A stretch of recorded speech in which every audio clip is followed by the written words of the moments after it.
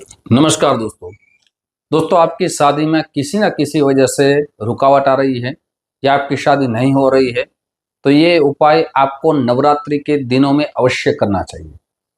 जो माँ दुर्गा जी की अपार कृपा रहती है और माँ ये 9 दिन तक अपने भक्तों पर कृपा करने से जो भी कार्य करते उस कार्य में उसको सफलता जरूर प्राप्त रहती है। ये आपको आरंभ करना है पहले दिन से ही। ये उपाय बहुत ही अद्भुत है और जिसने भी किया है उसका परिणाम बहुत ही उत्तम प्राप्त हुआ है। सुंदर है लेकिन सरल उपाय है। इतना बहुत कठिन उपाय नहीं है, लेकिन सरलता से, भाव से, श्रद्धा से आप करेंगे उसका परिणाम अच्छा आपको जरूर प्राप्त रहेगा। आपको क्या करना है, ये उपाय आपको रात्रि के समय करना है, जब माँ का जो उपासना का समय दिखाया गया है। ये 9 दिन है वो माता के उपासना के रात्रि दिखाई हमारे शास्त्र में बताई गई है और ये जो भी भाव से करते हैं उसका परिणाम अच्छा मिलता है। सबसे पहले आपको क्या करना है, हल्दी के छोटे छोटे टुकड़े आपको लेने हैं। कितने? 108। 108 जो टुकड़े आपने लिए हैं वो पीले धागे से सबको एक माला बनानी है और ये माला आपके जो मंदिर में जो कुल देवी को आप मानते हैं उसकी तस्वीर हो या मूर्ति हो, किसी भाव से आप पूजा करते हैं, माँ के चरणों में आपको अर्पित कर देना है। फिर आपको क्या करना है, लेकिन एक समय आपको निश्चित करना चाहिए। मैं आपको एक छोटा सा श्लोक देने वाला हूं, वो श्लोक भाव से आपको जप करना है और जब आप करें, आरंभ करें, तब आपको एक दीप अवश्य आपको प्रज्वलित करना है। सबसे पहले माँ को प्रार्थना करनी है कि हे माँ, मेरी शादी में जो भी दिक्कतें आ रही है, जो भी परेशानी आ रही है, वो आपकी कृपा से सारी परेशानी दूर हो जाए। दोस्तों, हम श्रद्धा से जो भी उपाय करते हैं उसका परिणाम मिलता ही है, लेकिन हमें अपने जो उपाय करते हैं उसमें विश्वास होना चाहिए, उसमें श्रद्धा होनी चाहिए। कई बार मैंने देखा है, बहुत से उपाय दिए हैं, लेकिन बहुत से लोग 1 दिन, 2 दिन, 3 दिन उपाय करते हैं, फिर हमारे कॉमिक्स बुक्स में लिखते हैं हमने 3 बार उपाय किया है। 3 रात्रि या 3 दिन नहीं लिखते, 3 बार किया ऐसा लिखते हैं। तो कोई 3 बार में उपाय करने से उसका फल नहीं मिल जाता। जब तक ये उपाय परिपूर्ण श्रद्धा से नहीं किया जाता तब तक उसका परिणाम थोड़ा समय भी लगता है और समय के साथ हमें अपनी शांति भी रखनी चाहिए, धीरज भी रखनी चाहिए।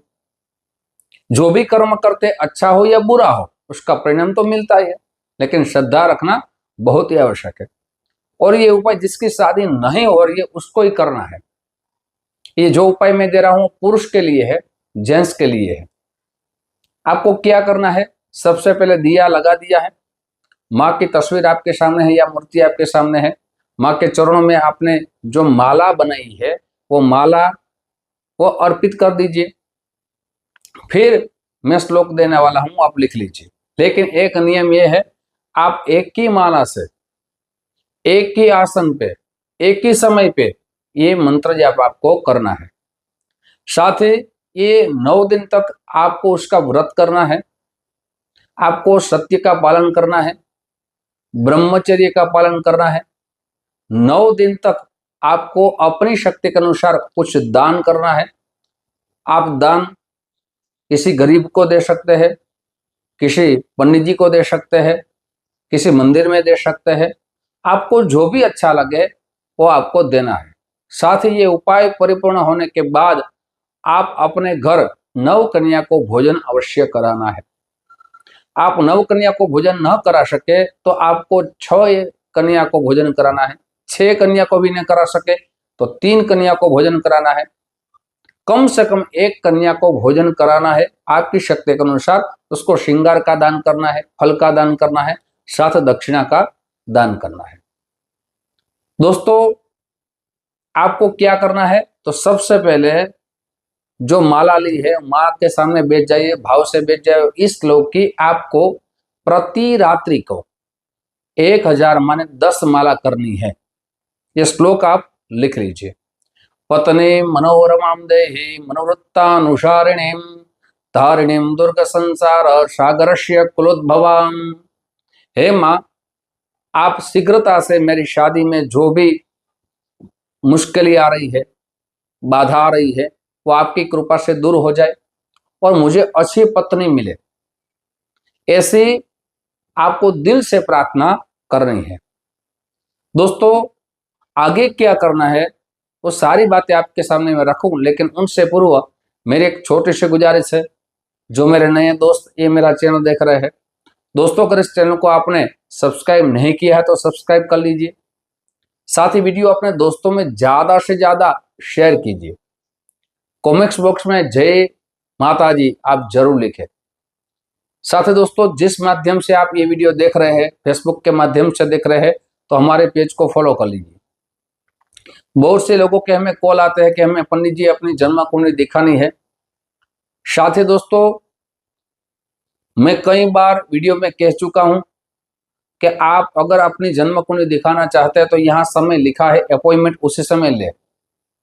सुबह 10 बजे से दोपहर को 1 बजे तक और शाम को 5 बजे से 9 बजे तक हमारी ऑफिस यहाँ ओपन होती है और उसी समय आप कॉल करेंगे, आपको अपॉइंटमेंट दी जाएगी।